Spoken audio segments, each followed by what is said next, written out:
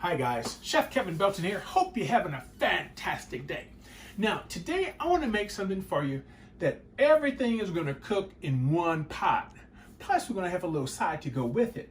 We're going to make a Stout Mushroom Pot Roast, okay? Now, Stout is usually a dark beer, Guinness. This is a Maxim. They have different types, different ones. But you know what? I'm using this because this is something that I had from a recipe I did not too long ago. Plus, it adds a nice flavor. Now, even though I don't drink it, I like to cook with it. But look at our chuck roast. What I'm going to do first is season this. Now, what I have here, I have a little garlic powder. To that, I'm going to add a little bit of my Creole seasoning. And I just want to mix this together. And I'm just going to season our roast really good on both sides. One of the things we want to do with this is we want to sear it off. Notice I have the pan getting hot, okay? A little bit of olive oil in the pan. And notice I'm even seasoning the side of the roast.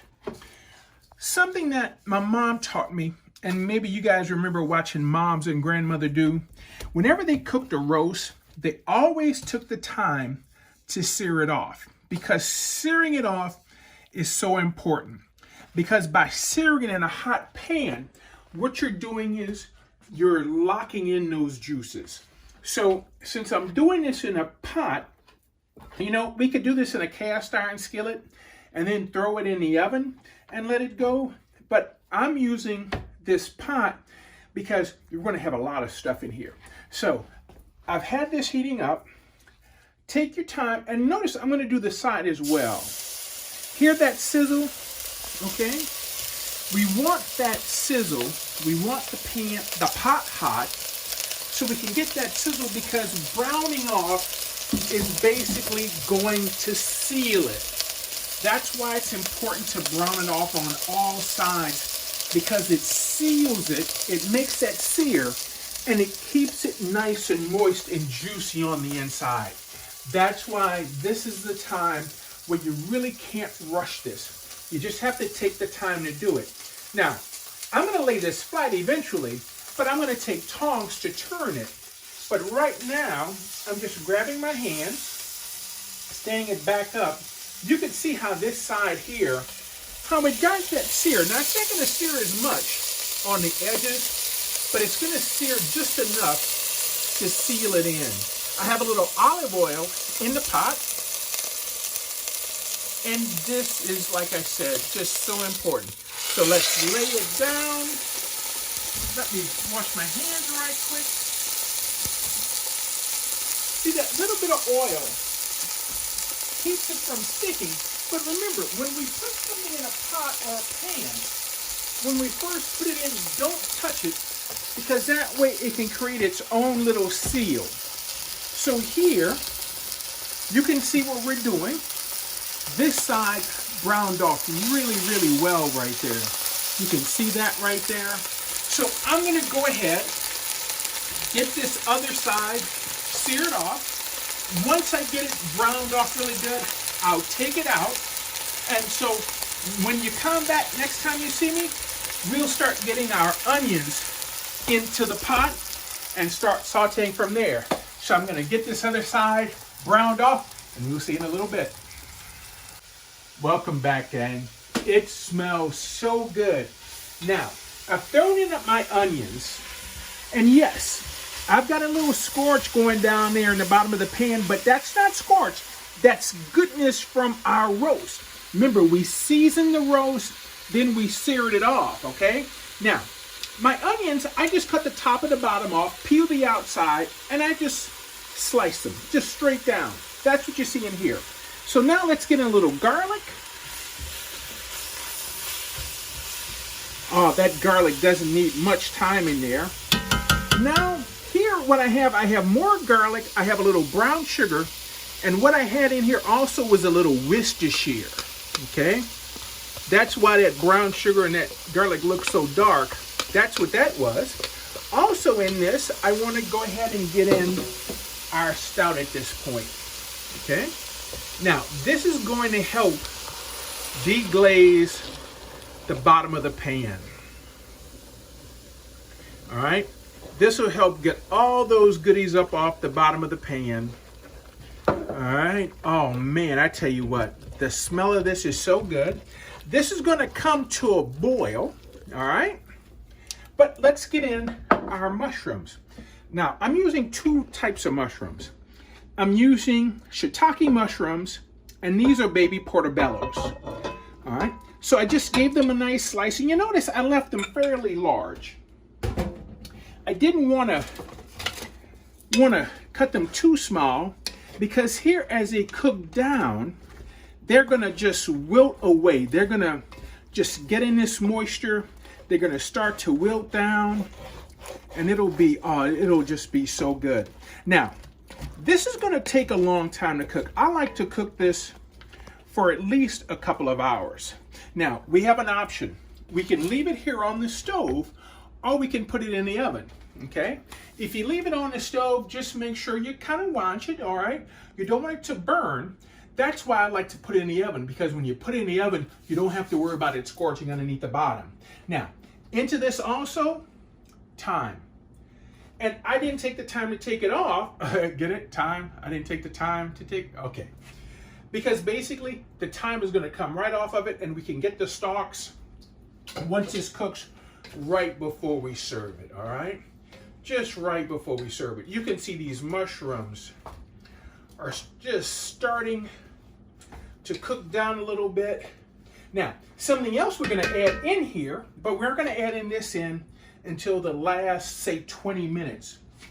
I have some red potatoes that I've cubed up with a couple of Yukon Go's, and I have some carrots. So we're gonna get this boiling. We're gonna get our meat back in right now. And you notice I set the meat on just a little tray.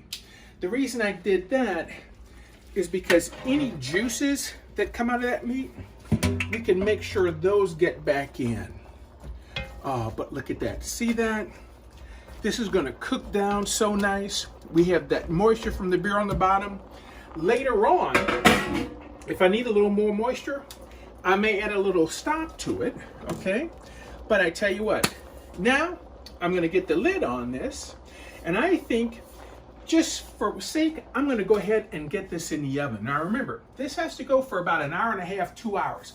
We want that meat nice and tender, and don't put the potatoes and the carrots in until the very end. But when you come back, we're gonna do fried asparagus to go with our roast. Oh, I can't wait for you to see this. So we'll see in a little bit. Hi guys, let's fry up some asparagus, and we're gonna make a beer batter for that. Now with asparagus, I always trim the bottoms. Tender the top, the further they get toward the bottom, the tougher they get. That's why I like to trim off the bottoms. So I like to trim 2 to 3 inches from the bottom, because this is really tough and fibrous. So for our batter, here I have a cup of flour, 3/4 cups of cornstarch. Now to that, I'm gonna add baking powder, baking soda, Creole seasoning, garlic powder, white pepper, and salt, okay? We'll get that stirred in. Now, this is going to be a beer batter.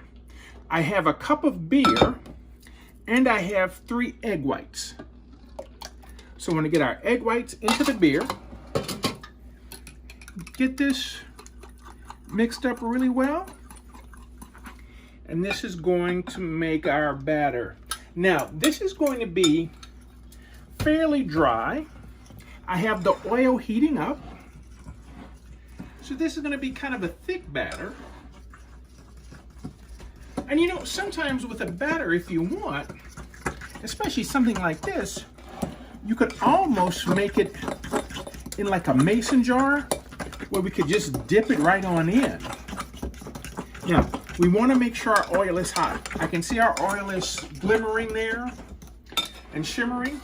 So, like I was saying, in a mason jar, you could dip it in. But what I'm going to do with the asparagus, let's put a couple of asparagus in. See, and just make sure it gets coated really well. Some are longer than others. That's why I have to push it down. But we could take our fork, pick some up, and let's just drop it right on in. Now, these are gonna fry for 2 to 3 minutes.